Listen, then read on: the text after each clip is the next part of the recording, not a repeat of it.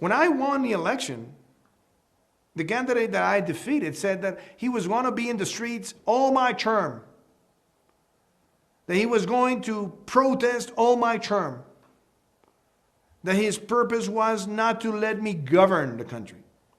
That was said. So we know that for some people, this is also a political instrument.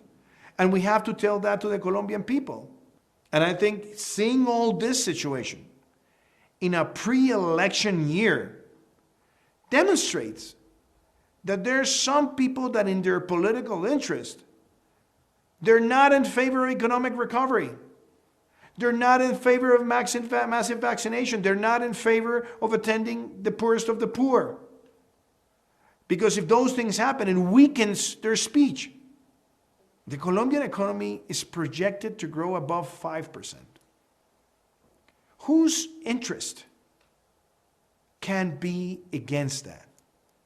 The interest of those who want to capitalize chaos.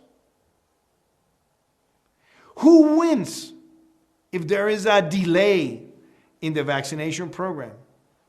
Those who want to build their political ambitions through chaos. Who could be interested in generating a massive healthcare crisis derived from a spike of new cases that have been triggered by new conglomerates of people? Those who want to grow their political ambitions through chaos. But that's not patriotic at all. That's not honorable at all. So I think it's very important that Colombians know that, because we're thinking about the benefits of all society. Someone who wants to build their ascent to power through chaos, despair, frustration, that's not the kind of president Colombia needs in 2020. I don't think the protests are based on the tax reform. If we may look at how things have been evolving, the national strike was called even before we presented the bill before Congress. The agenda of the promoters of the strike was not dependent on the tax reform. Now, in the times we live, where fake news and misinformation moves at a faster pace than reasonability, the tax reform was misinformed, and it was used by some people to infuriate the sentiments in the streets.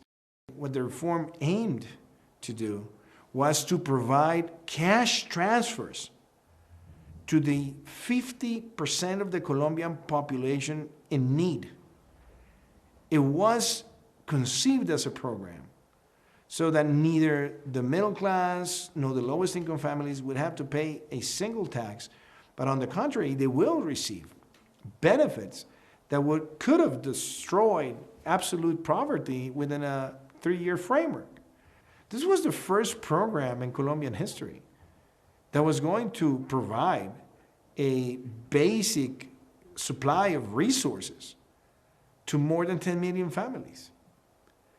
And that could have made a big change. If it wasn't because of COVID-19, we would have not been calling for another fiscal reform.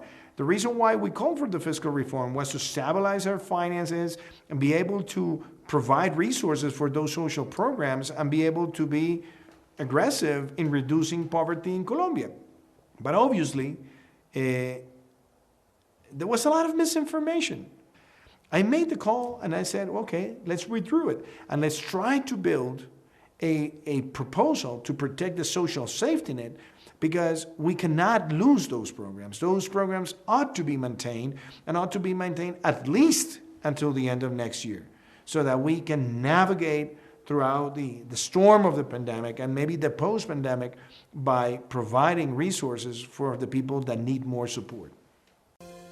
We have governed with our principles and our values, and one of those values has been zero tolerance with any conduct from a public servant or a member of the police or the army that goes beyond the Colombian Constitution.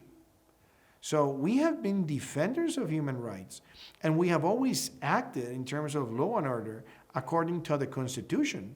And the Constitution of Colombia is very clear that the mayors are the law and order authorities within their municipality, and the governors are law and order agents of the president. So all the actions that have been taken to face attacks on infrastructure, attacks on public transportation, attacks on citizens, has also been supported by the national government, and none of the actions that have been implemented have gone beyond the protocols. So if there is an accusation of a member of the police that has made a wrongdoing, yes, we condemn it and we supply all the information needed so that there can be a rapid investigation. But it's also interesting to put and to highlight that the Colombian police, for example, every single year has to address more than 30 million police procedures. Now, is there abuse within 30 million procedures? Yes, there is. But it's not systemic. And if it happens, we investigate and we sanction. If those conducts are performed that go beyond the law, in the individual cases, yes, we act and we act severely. But also, more than 500 members of the police were brutally attacked by vandalism, by low-intensity urban terrorism. We have to be very clear that we have to reject violence in any form, notwithstanding where it comes from.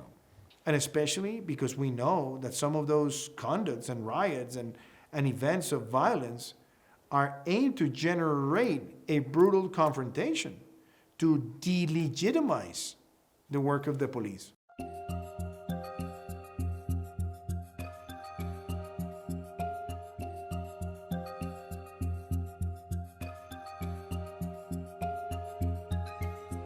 People that have acted with violence, the Attorney General in Colombia has already demonstrated the linkages between those groups with armed groups like the dissidencies of ARC or ELN, you name it.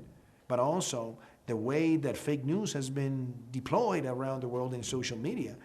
You clearly can see the influence of foreign governments that want to destabilize Colombia. There's no doubt. I value what President Moreno did because his intelligence was clear in saying we have seen criminal groups that have linkages with the Maduro regime. And also we know that Maduro and his cronies have always looked at Colombia as the jewel to be conquered. And that's why they want to make an influence in the election for 2022. That's why they want to move resources. That's why they want to provide support to candidates that have a vision that is shared with them.